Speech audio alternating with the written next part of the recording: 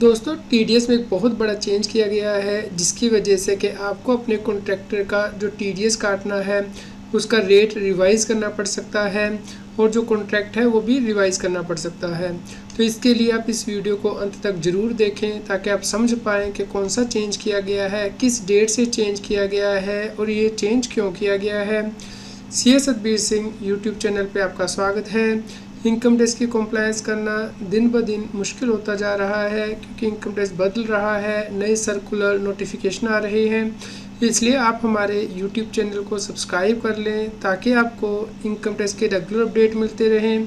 आप हमें WhatsApp channel और टेलीग्राम चैनल सी ए सतबीर सिंह टैक्सील पे भी सब्सक्राइब कर लें। लिंक वीडियो के डिस्क्रिप्शन में भी दिया गया है, कमेंट में पिन किया गया है ताकि आपको इनकम टैक्स के रेगुलर अपडेट आपके मोबाइल पे ही मिलते रहें।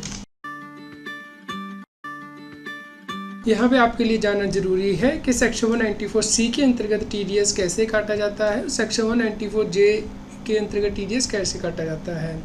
यदि आप किसी कॉन्ट्रैक्टर को कोई पेमेंट देते हैं कोई वर्क करने के लिए, तो उस केस में पेमेंट से पहले 1% टीडीएस काटा जाता है। यदि व्यक्ति इंडिविजुअल है या हिंदू अनडिवाइडेड फैमिली है, ये टीडीएस सेक्शन 194C के अंतर्गत काटा जाता है क्योंकि आप किसी कॉन्ट्रैक्टर को कोई वर्क करने के लिए पेमेंट करते हैं। और सेक्शन 194J के अंतर्गत टीडीएस काटा जाता है प्रोफेशनल के केस में। तो इस प्रकार यहाँ पे बहुत सी कन्फ्यूज़न थी कि यदि किसी प्रोफेशनल को कोई वर्क कॉन्ट्रैक्ट दिया गया है तो बहुत से लोग इसके लिए जो टीडीएस है सेक्शन 194C के अंतर्गत काट रहे थे, यानी कि 1% टीडीएस काट रहे थे, जबकि जो टीडीएस है सेक्शन 194J के अंतर्गत कटना चाहिए था। यानी कि प्रोफेशनल के केस में नॉर्मली 10% टीडीएस काटा जाता है, लेकिन यदि टेक्निकल सर्विस से रिलेटेड कॉन्ट्रैक्ट है तो उस केस में 2% टीडीएस प्रोफेशनल का काटा जाता है। तो इसी के लिए अमेंडमेंट की गई है इनकम टैक्स एक्ट में। अब गवर्नमेंट ने क्लैरिफाई कर दिया कि 1 अक्टूबर 2024 से कॉन्ट्रैक्टर का जो टीडीएस रेट है यानी कि 1% वो आप अप्लाई नहीं कर सकते हैं प्रोफेशनल सर्विस के केस में।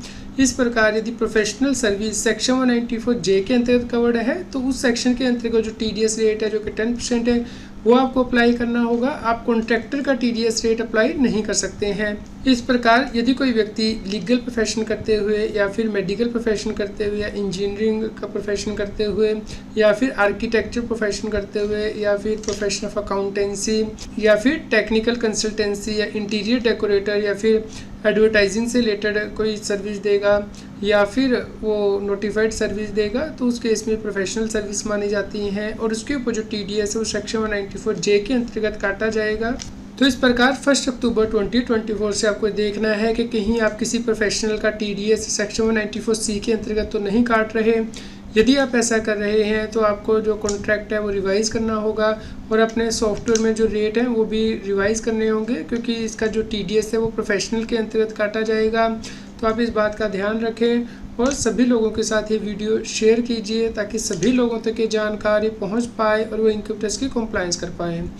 यदि आपका कोई क्वेश्चन हो तो आप हमें वीडियो के नीचे कमेंट करके ज़रूर बताएं। कृपया लाइक करें और शेयर करें।